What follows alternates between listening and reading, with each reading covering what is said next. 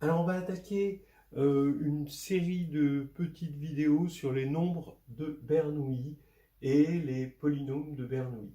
Bon, principale difficulté, il n'y a pas de i avant 2L à Bernoulli. Voilà, comme dit Jérôme, Bernoulli n'est pas une nouille. Ici, je ne sais pas pourquoi, c'est très contre-intuitif dans la langue française. En même temps, Bernoulli est suisse, alors peut-être ça explique ceci, explique cela. Oui, quand on pense à, je ne sais pas, Rally, Écully, la ville d'Oulin, etc., on a envie de dire Bernoulli si c'est écrit comme ça. Donc, beaucoup de choses un peu contre-intuitives pour commencer. Mais le reste va être plus simple. D'abord, les nombres de Bernoulli exercent sur les mathématiciens une certaine fascination. Autant pi est merveilleux, autant le nombre de Bernoulli est fascinant. Pourquoi ? Parce que on va le voir dans diverses parties des mathématiques, il apparaît sans pour autant qu'on arrive vraiment à faire un lien entre ces parties-là. Dans quoi ? Alors, je dirais des sommes de Newton. Bon, les fameuses sommes de Newton. On va retrouver des polynômes de Bernoulli, donc des nombres de Bernoulli. De la combinatoire, donc les nombres de surjection, ce qu'on appelle les nombres de Stirling, c'est-à-dire le nombre de partitions à m parties non vides dans un ensemble à n éléments. Donc on va le retrouver en arithmétique avec la fonction de zeta liée à la théorie de Fourier.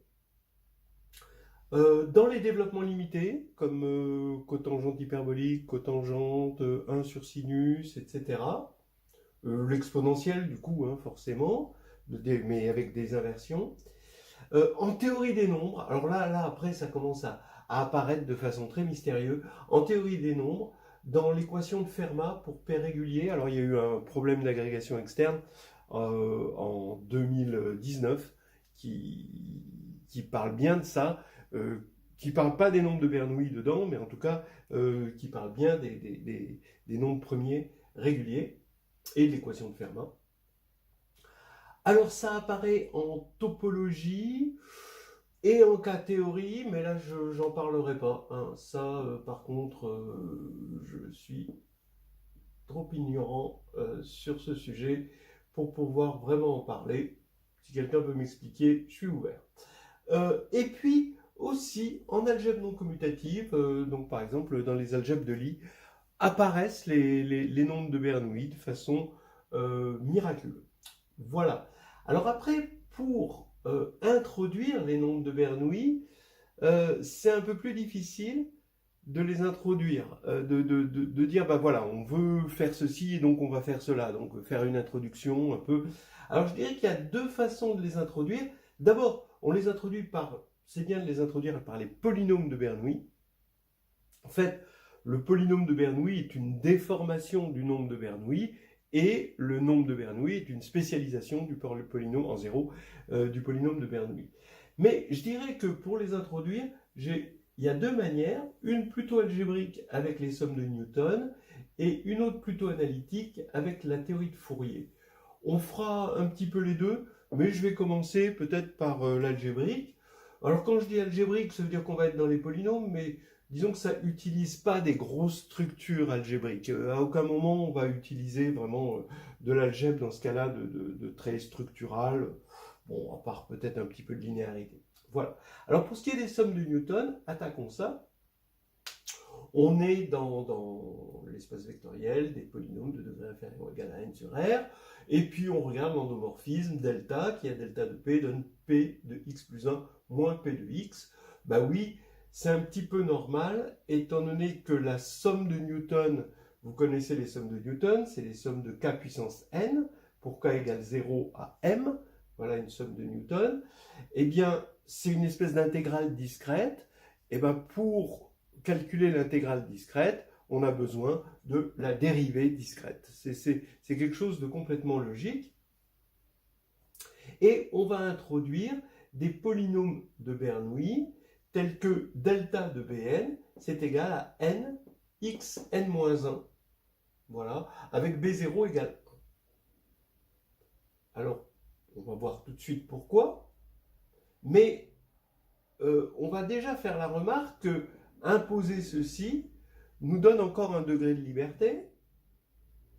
C'est une constante, parce que ça, c'est unique au noyau près. Et le noyau de delta, c'est les constantes. D'accord? Donc, on a encore un degré de liberté. Pour l'instant, on le laisse se balader, ce degré de liberté.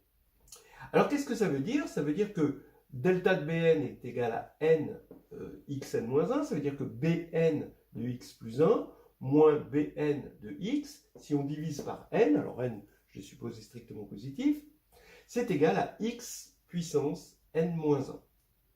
Ben oui, effectivement, c'est ça qui va nous aider pour les sommes de Newton.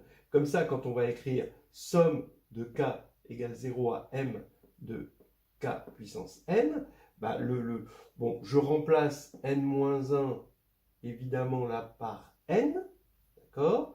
Donc x puissance n, c'est Bn plus 1 de x plus 1 moins Bn plus 1 de x sur n plus 1. Et là, quand on va remplacer k puissance n par le membre de gauche ici, équivalent, eh bien, il va y avoir une disparition terme à terme pour ne garder que les extrêmes. Donc 1 sur n plus 1, Bn plus 1 de m plus 1 et moins Bn plus 1 de 0. Voilà donc comment calculer des sommes de Newton avec des polynômes dits de Bernoulli qui vont vérifier ceci. Alors maintenant, on va jouer sur ce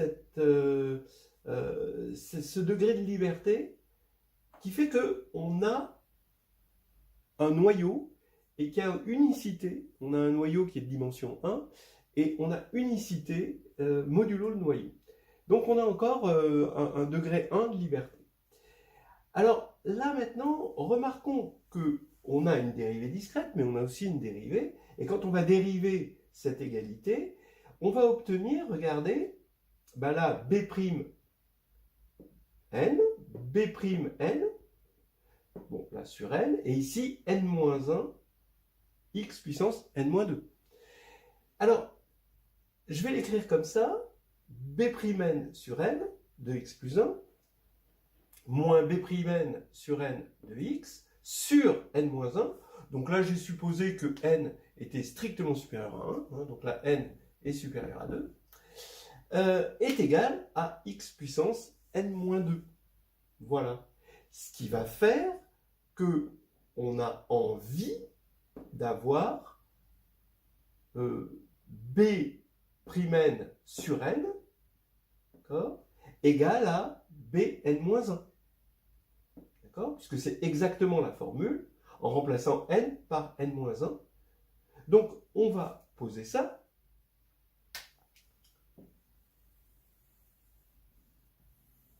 B'N de x égale n Bn-1 de x. D'accord? Et qu'est-ce que ça nous fait? Ben oui, mais là maintenant, Bn de 1 moins Bn de 0 sur m. Quand je pose x égale 0 là, ça va nous donner 0. D'accord? 0 puissance n-1. Bon, si n est supérieur à 1, à partir d'un certain n pour l'instant. Mais, d'après cette formule, c'est donc 1 sur n ici, intégrale de 0 à 1 de Bn' de t dt, évidemment. D'accord? Ça, on sait que c'est égal à ça. Et B'N de t, bah, qu'est-ce que c'est? C'est n Bn-1 de t. Donc ici, vous avez cette intégrale. Donc ce que vous voulez, c'est que l'intégrale ici, pour n, alors là c'était pour n supérieur à 2, donc maintenant pour n supérieur à 1, l'intégrale de Bn de t dt soit égale à 0. Voilà, on a fait un petit peu d'analyse synthèse pour voir quels étaient les polynômes idéaux pour les sommes de Newton. Et bien maintenant, on va faire cette définition, la définition suivante. Bn, ça va être le polynôme maintenant, il y a unicité, de Rn de x tel que, alors donc la suite Bn, hein, qui est définie par récurrence, par B0 égale 1, donc pour commencer, B'N égale n Bn moins 1, donc là on a un degré 1 liberté, et l'intégrale de 0 à 1 de Bn de t dt est égale à 0 pour n strictement supérieur à 0. Voilà déjà une définition. On va commencer à regarder un petit peu ce que ça donne dans la pratique. Alors donc là maintenant, on en est dans une analyse synthèse. On a fait l'analyse de ce qu'on pourrait avoir besoin comme polynôme pour obtenir des sommes de Newton. Et là maintenant, on va regarder la synthèse. Donc on va partir du coup de B0 égale 1, une définition par récurrence par B'N égale n B-1, avec, pour imposer la constante donnée par ceci, eh bien, on impose que l'intégrale de 0 à 1 de Bn est égale à 0. Voilà. Alors, faisons des petits calculs de polynômes de Bernoulli pour se rassurer. On a B0 égale 1, B1, donc on va intégrer B0, donc c'est x, et on a une constante. Étant donné que l'intégrale de 0 à 1 de x, ça fait 1,5, bah, il faut enlever ce 1,5 pour obtenir 0. Voilà.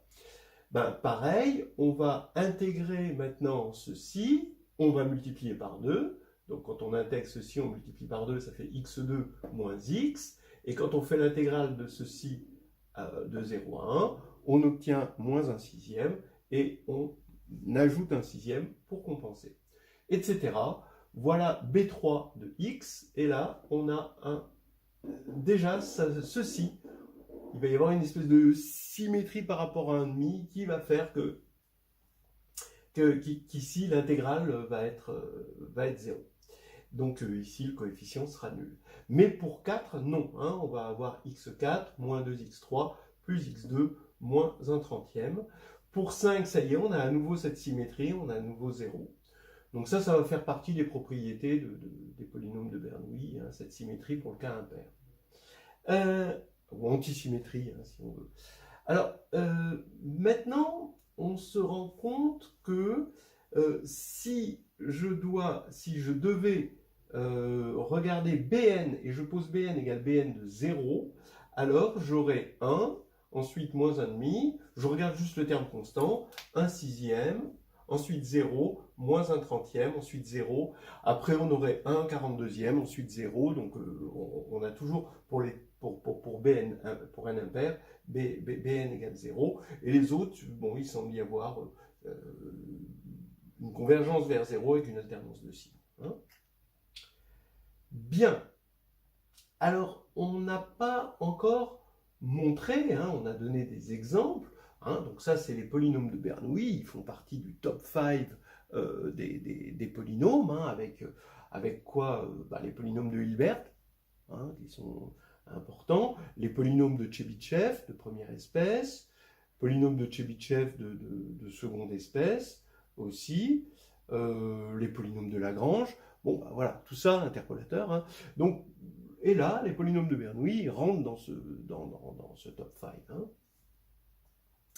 Alors, regardons, et on va essayer de montrer justement que Bn de x plus 1 moins Bn de x est égal à n x n moins 1. Comme ça, on aura bouclé la boucle, on aura fait notre analyse synthèse. On a 1 sur n plus 1, intégrale de 0 à 1, de b' n plus 1 égale 0, puisque on applique ça, d'accord, avec Bn égale à 1 sur n plus 1, B' n plus 1. Mais donc ça fait Bn plus 1 de 1 moins Bn plus 1 de 0 égale 0. Maintenant, attention, c'est pour n strictement supérieur à 0. D'accord ? Ça veut dire que la formule, que le fait que Bn de 1 soit égal à Bn de 0, ça va être vrai à partir de 2. D'accord ? Vous voyez que c'est bon, là c'est vrai, en fait, mais là c'est faux. Et à partir de là, ça va être vrai. Alors maintenant, on va appliquer la formule de Taylor à Bn en 0. Alors c'est une formule de Taylor polynomiale pour un polynôme on sait qu'il est de degré n, et même unitaire de degré n, c'est facile de le voir par expérience. Ça nous fait Bn de x égale Bn de 0, plus x b'N de 0, plus x2 sur factoriel 2 b seconde n de 0, etc., etc. Et à la fin, on tombe sur xn. Maintenant, je prends Bn de x et je remplace Bn de 0 par Bn. Donc ici, je ne fais pas grand-chose.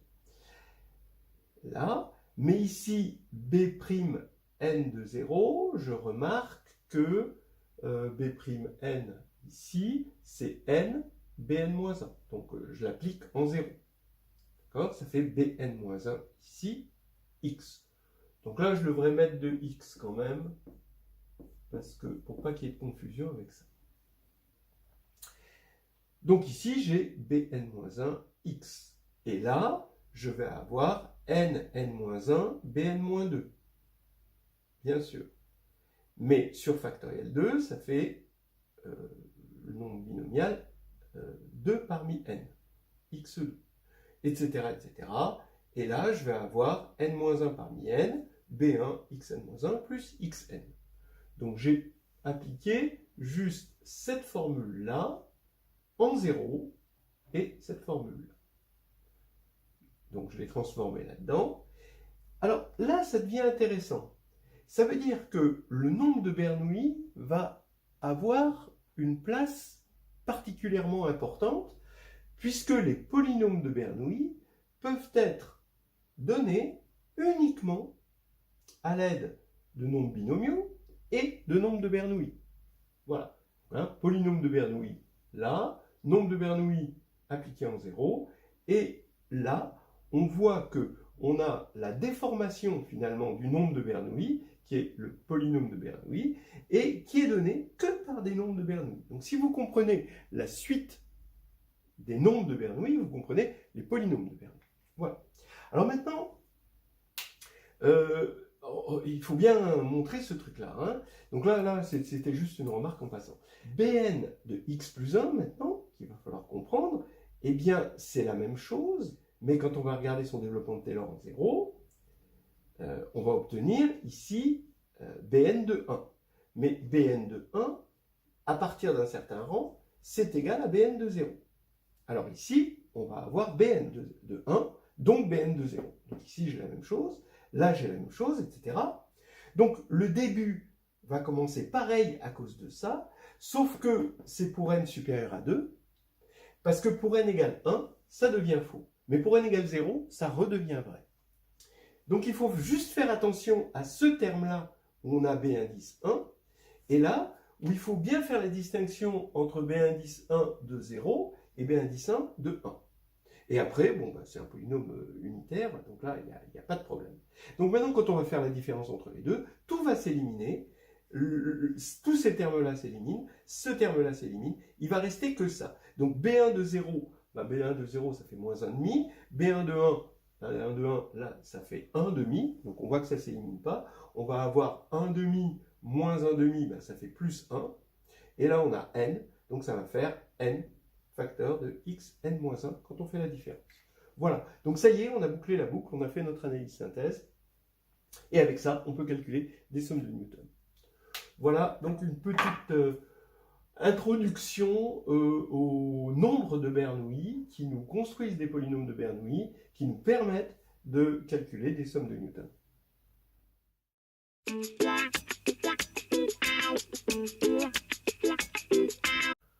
Alors, on va partir maintenant sur une formule concernant les nombres de Bernoulli, une formule explicite. Vraiment, vous voyez, elle est relativement simple sur les nombres de Bernoulli. Et vous avez vu que les nombres de Bernoulli fournissaient, grâce à la formule de Taylor, les polynômes de Bernoulli. D'accord ? Donc, voilà. Donc, on va avoir une formule qui nous les calcule. Alors, on va partir du nombre de surjections d'un ensemble à n éléments vers un ensemble à m éléments, que je vais appeler S indice nm. Alors, bon, je vais supposer cette formule connue, elle est basée sur la formule du crible, vous pouvez la voir dans le carnet de voyage en algébrie, chapitre 4. On a une somme alternée avec k égale 1 à m, ce m là, qui est plus petit que n évidemment, de moins 1 puissance m moins k, k parmi m, k puissance n, le n qui est ici. Voilà. Alors déjà, voilà d'une part ça. Ensuite, il y a les fameux polynômes de Hilbert qui ont eu leur moment de célébrité cette année, en 2021, avec le problème d'agrégation externe. Ces polynômes de Hilbert, ils sont définis par, donc on prend m termes consécutifs à partir de x et en descendant, on divise par factoriel m. Alors qu'est-ce qu'ils ont de spéciaux ces polynômes de Hilbert pour être aussi célèbres? Delta, c'est-à-dire la dérivée discrète, h de x plus 1 moins h de x, quand on l'applique à hm, ça fait hm moins 1. D'accord?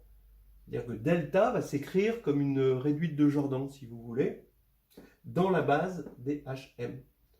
H0 égale 1, bien sûr. Et donc, grâce à ça, on va pouvoir écrire somme de k égale 0 à n de hm de k. Et comme hm de k, c'est égal à hm plus 1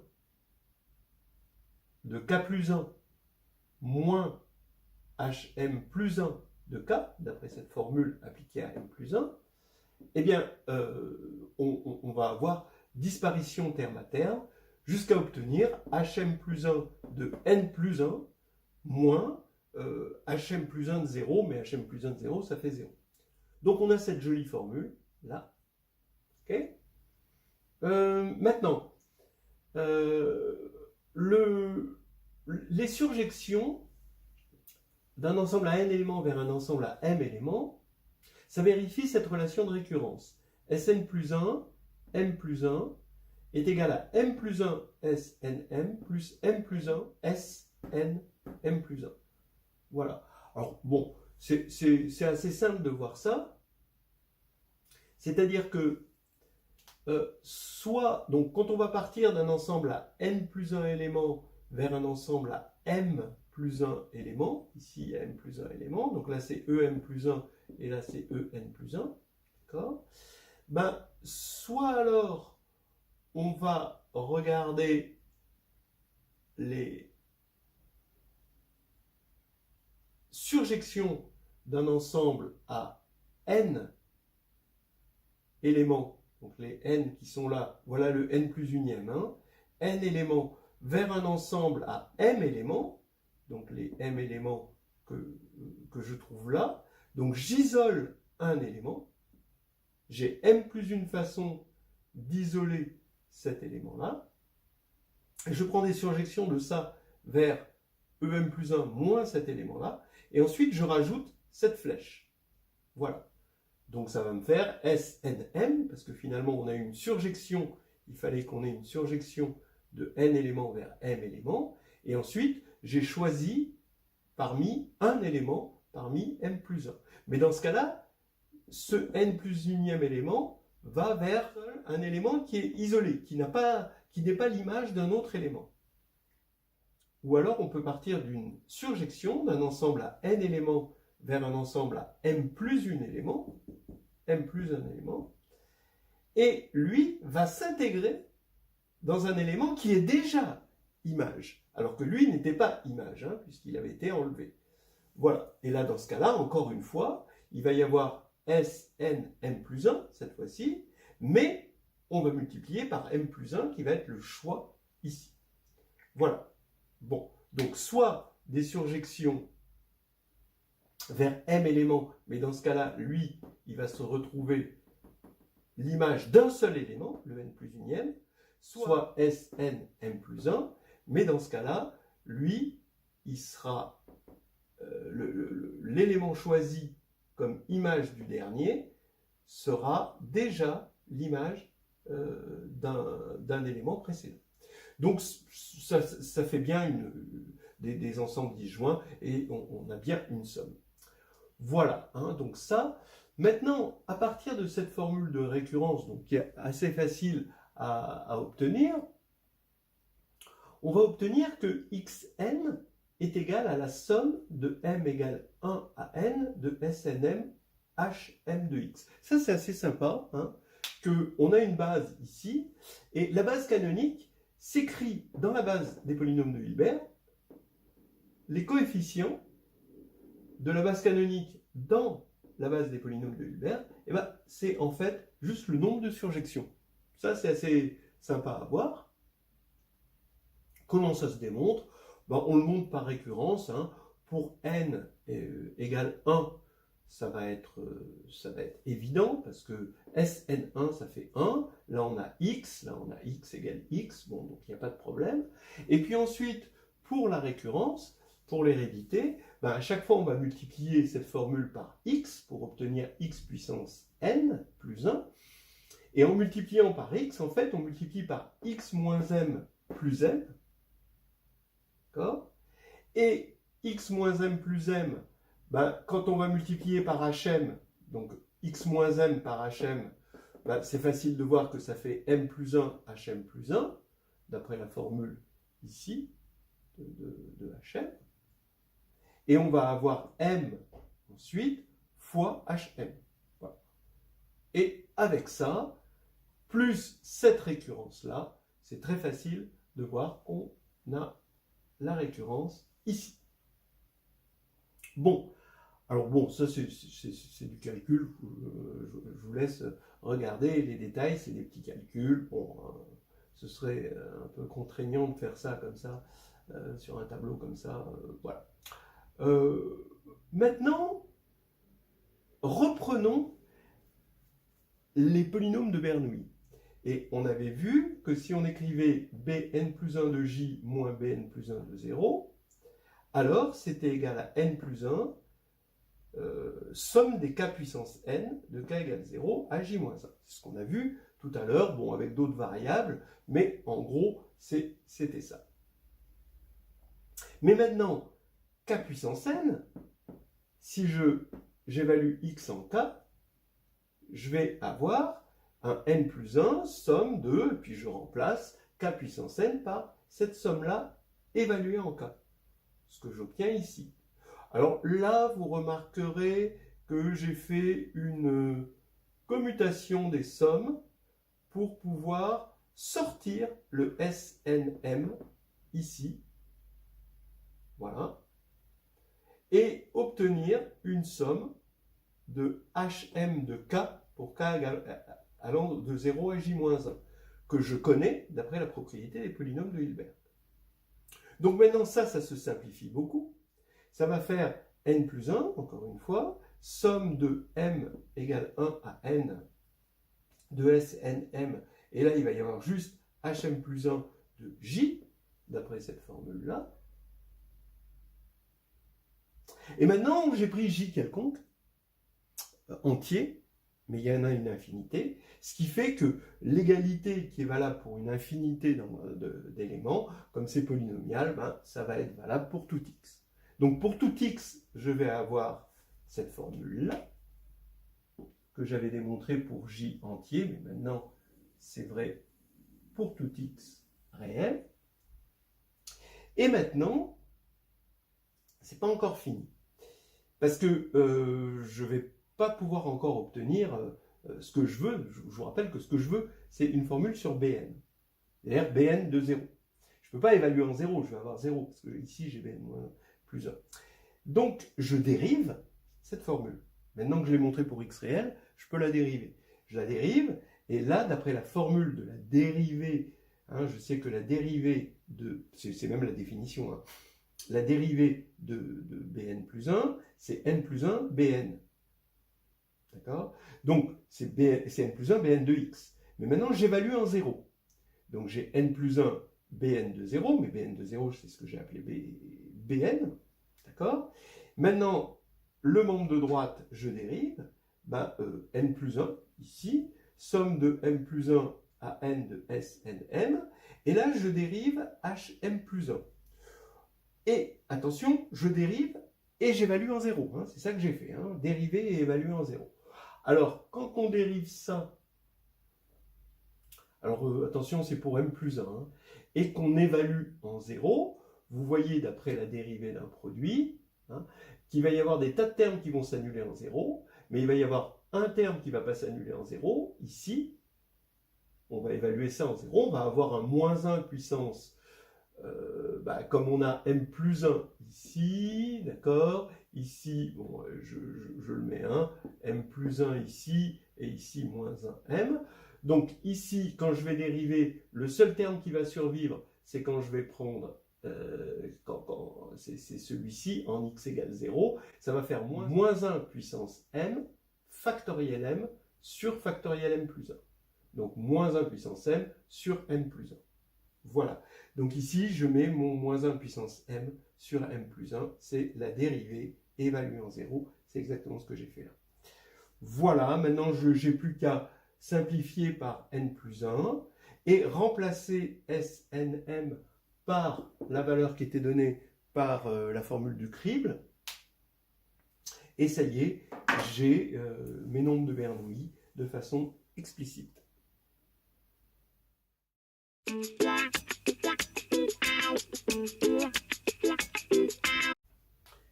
Alors, les nombres de Bernoulli et la fonction de zeta. Alors, la fonction de zeta de Riemann, quand même, elle est importante en arithmétique, puisque, bon, selon l'hypothèse de Riemann, elle est liée à la répartition des nombres premiers. Et on voit un lien entre la fonction zeta de Riemann ici et les nombres de Bernoulli ici, mais sur les entiers positifs pairs. Alors, je rappelle que zeta de S, c'est défini par la somme pour n supérieur ou égal à 1 de 1 sur n puissance S, qui va converger dès que S est supérieur ou égal à 2. Bon, je vous rappelle que cette hypothèse de Riemann, c'est qu'on prolonge zeta voilà, de façon méromorphe sur C, et puis ensuite, on voudrait que les zéros de la fonction de zeta soient sur l'ensemble des x de partie réelle 1,5. C'est ça l'hypothèse de Riemann. Bien. Et qui nous ouvre tout un monde sur la répartition des nombres premiers. Alors, maintenant, on voit donc ce lien, et c'est ça que l'on va montrer. Entre parenthèses, vous avez vu, ça c'est toujours positif, évidemment, par définition. Donc l'alternance de signes, ici, de B2K, que l'on avait déjà remarqué avec ce 1 sixième, ensuite moins 1 trentième, ensuite plus 1 42e, c'est en train de se confirmer ici. Qu'est-ce qu'on pourrait dire? Oui, regardez, pour k égale 1, zeta de 2, donc la somme des 1 sur n carré, je sais pas, tous les gens qui ont fait une maths sup, maths spé, ou qui ont fait une licence, l'ont rencontré, c'est pi 2 sur 6. Et donc, on peut voir que ça, c'est en lien avec le fait que B2, qu'on a calculé tout à l'heure, était égal à 1 sixième. C'est-à-dire qu'on va tomber sur pi 2, ici, sur 6, puis là, il va y avoir élimination, et là, il va y avoir 1. Voilà, donc le 1 sixième est là, et on va avoir tous les autres dans la foulée, comme on veut. On a une formule pour B2K, on l'avait calculé. Donc on a quelque chose d'assez explicite pour zeta de 2K, très très calculable. Alors que, a priori, vous voyez, c'est une série. Bon. Donc ça, c'est quand même un résultat assez joli. Alors comment on va démontrer ça? J'ai dit qu'on pouvait même introduire les polynômes de Bernoulli avec ça. Vous verrez après pourquoi. Mais là, regardez, on va poser fn de t pour n supérieur à 2, f indice n de t, la variable réelle t, c'est bn de t, le polynôme bn évaluant t, sur factoriel n.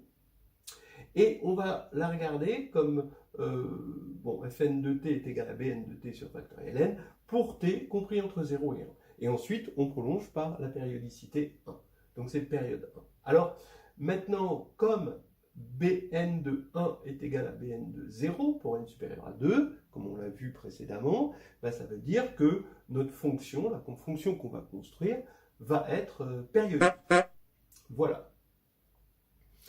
Maintenant, si on... Bon, et puis elle est C1 par morceau. Donc ça va nous permettre d'appliquer le théorème de Dirichlet.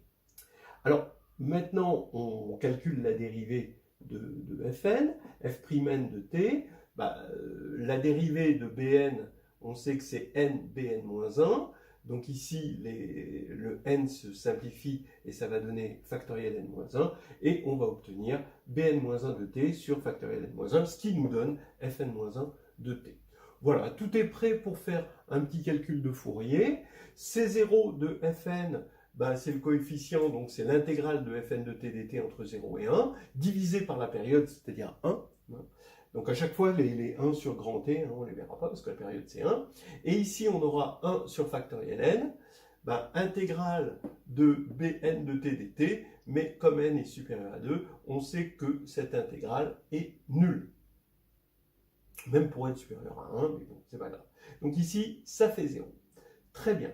Donc déjà, c'est bien parti. Ensuite, Cp de Fn, en général, c'est l'intégrale de 0 à 1 de Fn de t exponentielle de moins 2 ip. Alors P, c'est un entier. P, c'est un entier quelconque. Voilà. On va prendre un entier positif. Voilà. Et non nul. Voilà. Donc ici, exponentielle de moins 2i p pi t dt.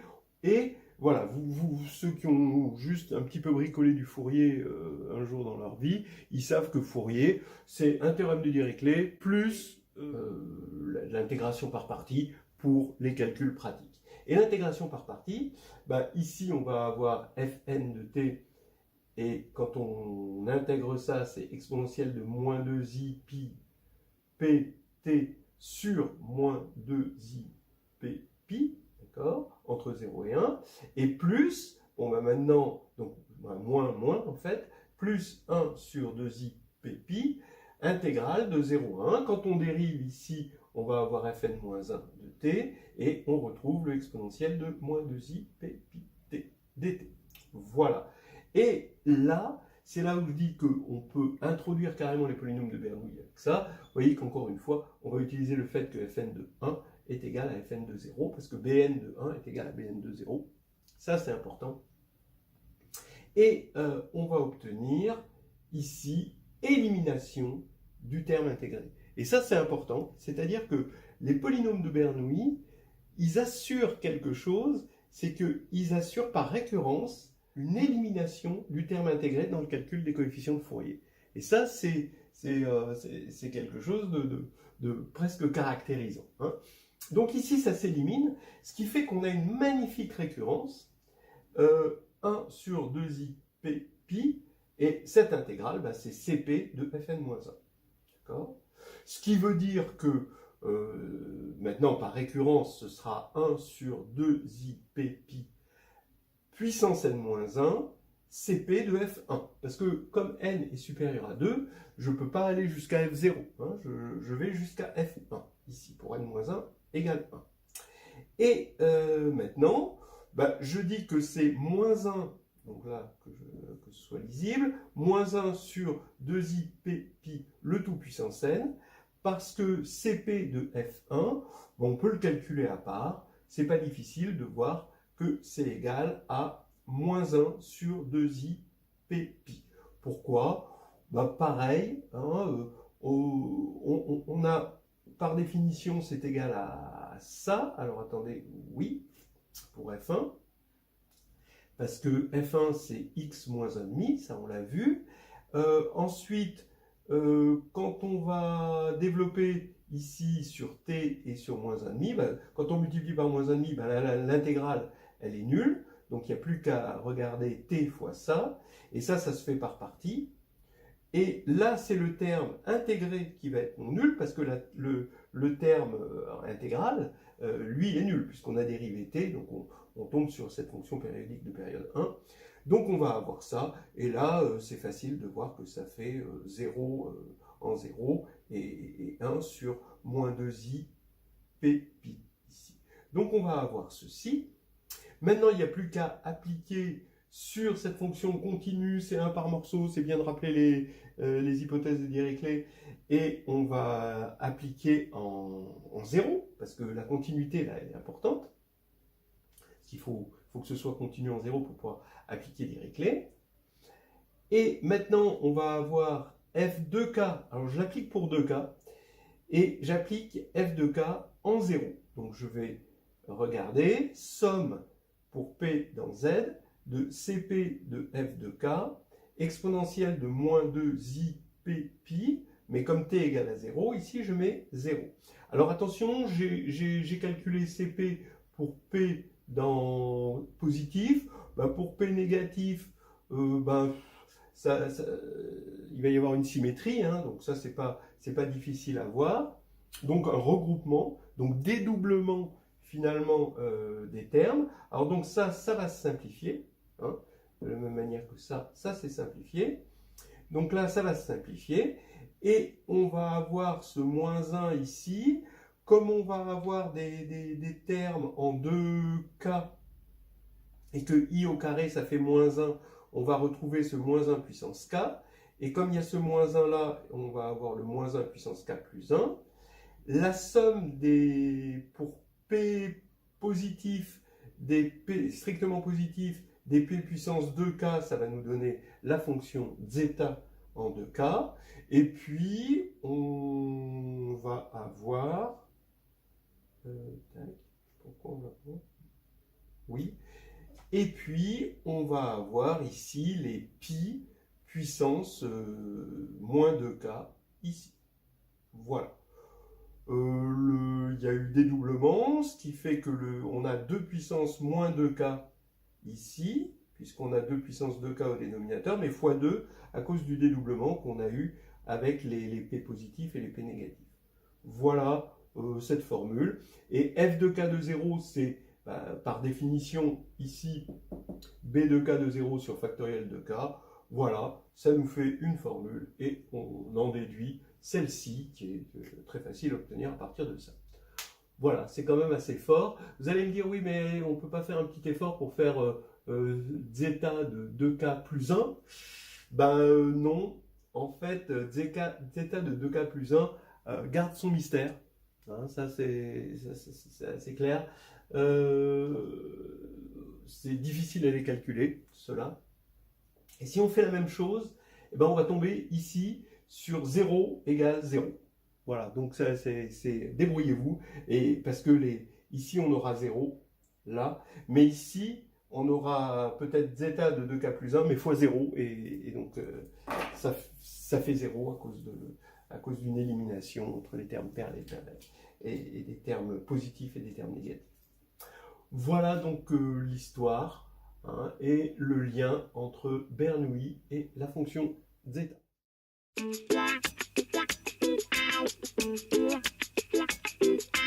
Alors, maintenant, encore un autre lien, les nombres de Bernoulli avec les développements limités. Alors, on va voir ce que font les nombres de Bernoulli au milieu de certains développements limités, comme la cotangente hyperbolique et la cotangente, voilà. D'abord, on va commencer par regarder la série génératrice exponentielle des nombres de Bernoulli. Bon, somme de Bn sur factoriel n, x puissance n.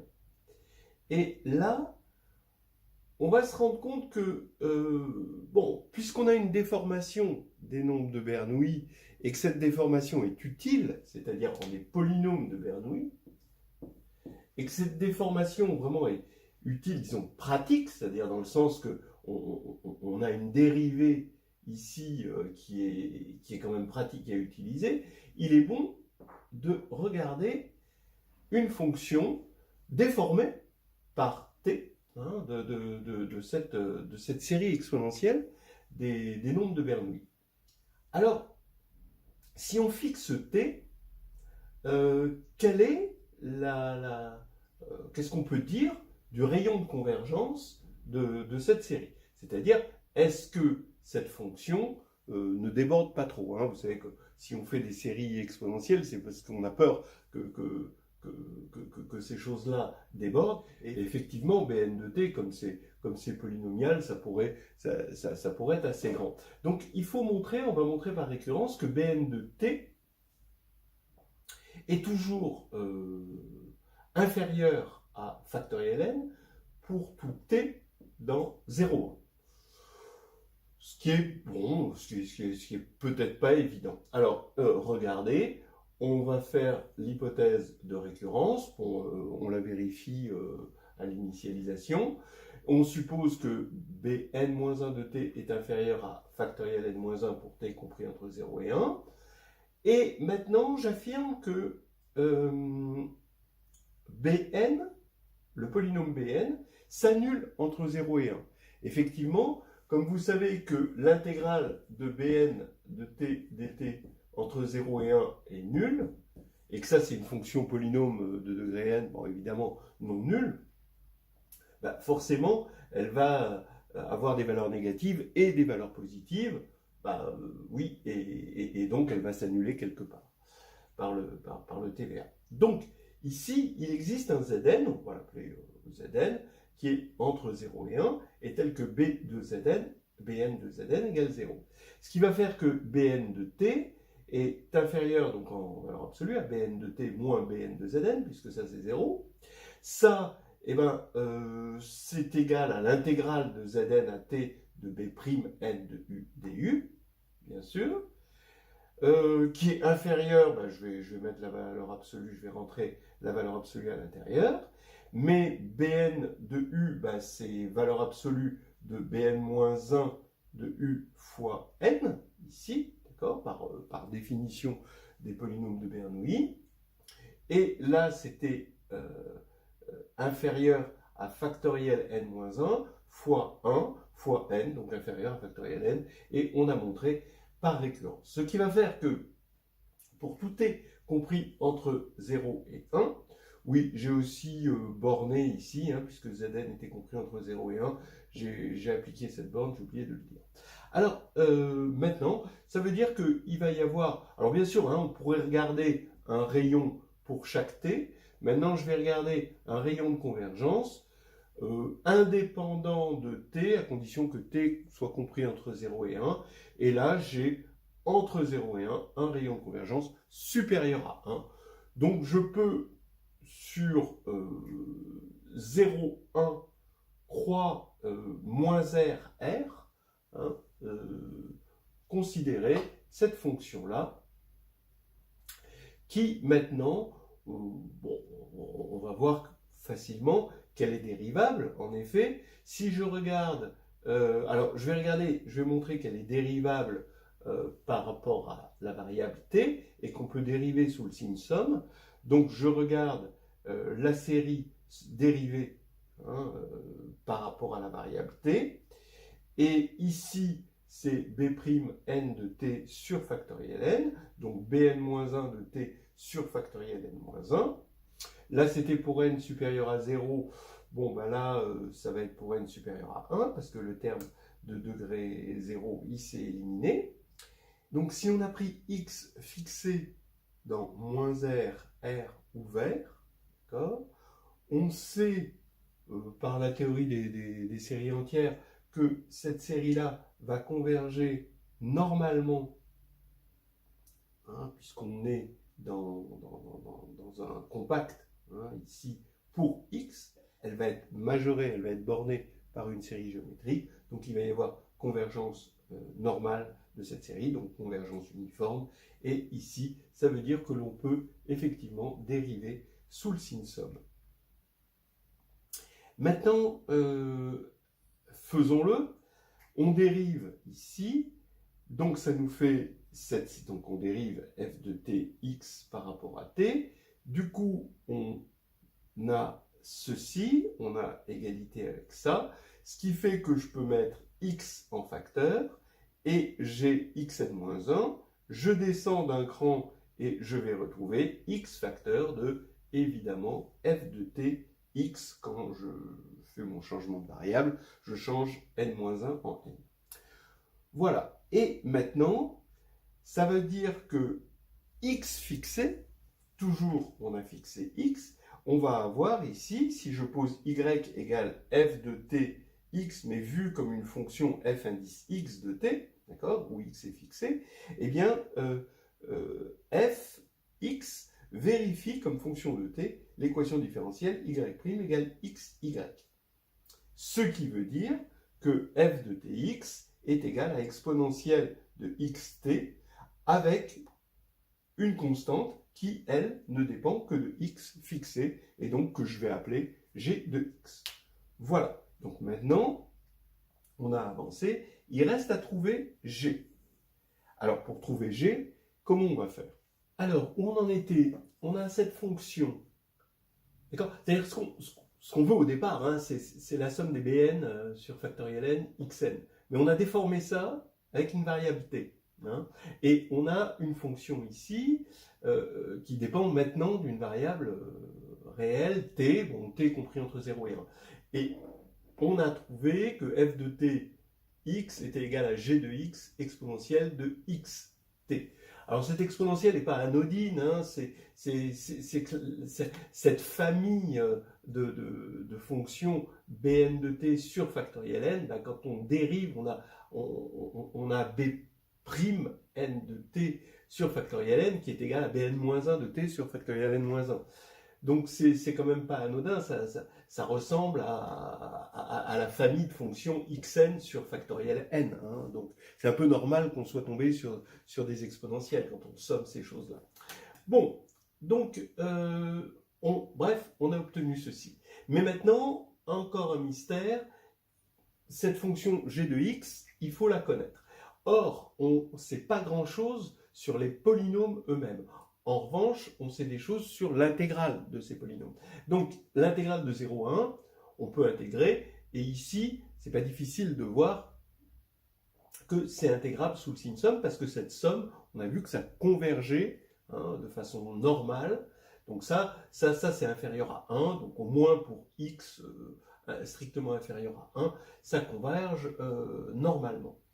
Donc, on intègre, on fait l'intégrale de 0 à 1 de f de t de x, attention, c'est dt, et donc on peut faire passer l'intégrale sous le signe somme, et ça fait la somme, pour n supérieur à 0, de ces intégrales-là, pour xn. Mais ces intégrales sont toutes nulles, sauf, par construction, hein, sauf pour n égale 0, donc tout va s'annuler, il va rester que le terme en 0, c'est-à-dire x puissance 0 sur factoriel 0, et l'intégrale de 1 dt de 0 à 1, donc ça fait 1.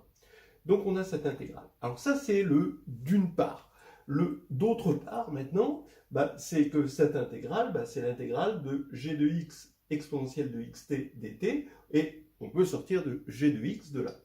Donc ça nous fait g de x, et l'intégrale de 0 à 1 de exponentielle de xt dt, l'intégrale c'est, on va supposer que x est non nul, là ça fait 1 sur x exponentielle de xt entre 1 et 0, donc ça va faire exponentielle de x moins exponentielle de 0, donc 1, mais sur x.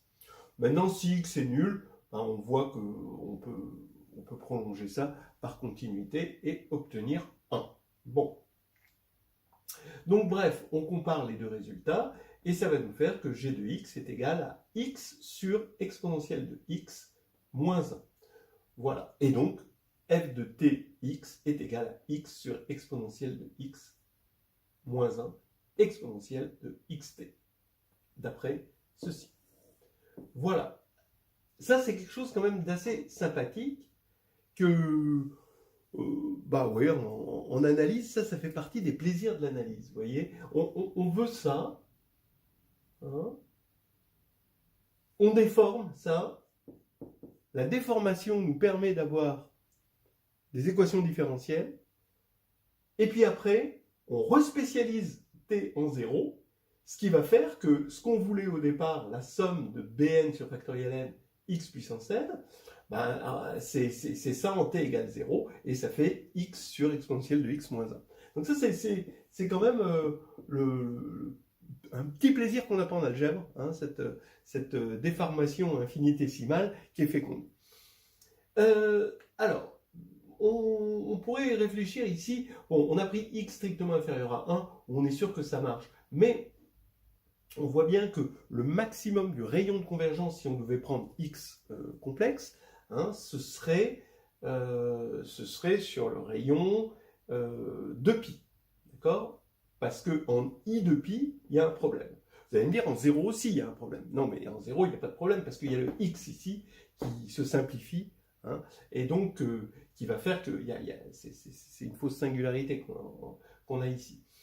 Donc là, on voit qu'on ne pourra pas dépasser le rayon de pi. Et effectivement, si on va un peu plus loin, on tombe sur un rayon de convergence qui est effectivement égal à 2pi, mais on n'ira pas à ce stade-là. On va rester avec x strictement inférieur à 1. Bon, alors maintenant, regardons ça.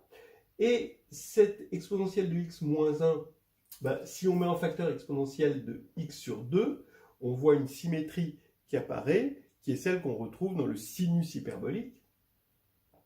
Et donc on va introduire la cotangente hyperbolique de x sur 2, qui est égale à exponentielle de x sur 2, plus exponentielle de moins x sur 2, sur exponentielle de x sur 2, moins exponentielle de moins x sur 2, puisque c'est le cosinus hyperbolique sur le sinus hyperbolique, et on a simplifié par 2. Bon, alors maintenant, ben, si on enlève exponentielle de moins x sur 2 et qu'on rajoute 2 exponentielle de moins x sur 2, eh ben, on voit facilement que ça va nous donner 1 plus 2 sur exponentielle de x moins 1. Voilà. Et donc maintenant, ça veut dire que si on multiplie par x sur 2, ceci, des deux côtés, on va avoir x sur 2, et là, le x sur 2 va nous donner ceci, et ceci, c'est exactement la valeur dont je vous ai parlé, f de 0t, f de 0x, voilà, pour t égale 0. Voilà, donc qui est égal à x sur 2 plus somme pour n supérieur à 0 de bn sur factoriel n, x puissance n. Voilà. Donc là, vous voyez apparaître les nombres de Bernoulli dans un développement limité. Alors ce développement limité, si on doit le regarder d'un peu plus près, le premier terme pour n égale 0, vous voyez que c'est 1, mais le deuxième terme pour n égale 1, ici vous avez moins 1,5, mais là il y a plus 1,5, donc ça s'élimine. Donc déjà il n'y a pas de terme en degré 1. Et heureusement, hein, parce que ici on a quelque chose, ça c'est impair, ça c'est impair, quand on fait le produit c'est pair, on devait tomber que sur des choses paires. Et effectivement, hein, on se rappelle que Bn est nul dès que n est impair. Donc ici, on va avoir que des termes impairs. Alors, le terme B2, en 2, on va avoir x2 sur 12, hein, à cause du 1/6 et du 2 là.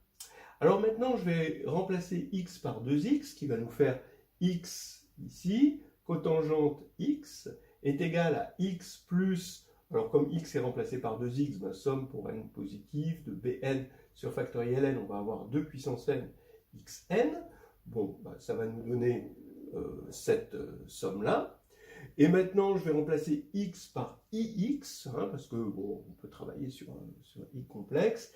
Et là, je vous fais remarquer que le sinus hyperbolique de ix, c'est i sinus x.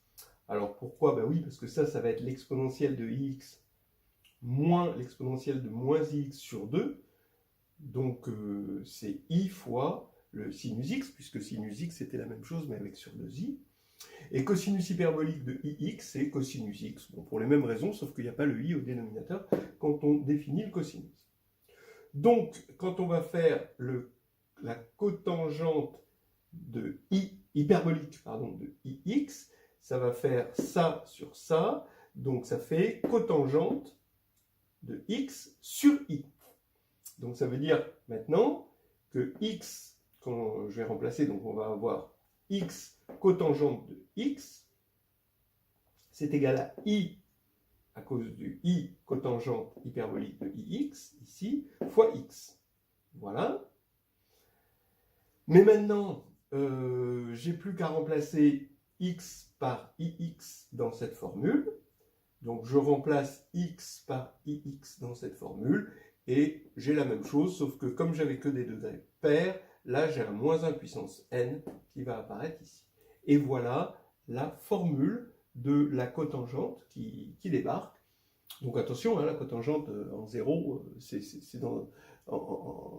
un développement en 0, et la cotangente, évidemment, elle est infinie en 0, donc il faut l'atténuer en multipliant par x, hein, pour avoir quelque chose de fini. Donc c'est x cotangente x qui s'écrit comme ceci, et c'est terminé pour les nombres de Bernoulli et développement limité. Vous avez bien sûr, ils interviennent dans d'autres développements limités, un sur sinus hyperbolique, etc.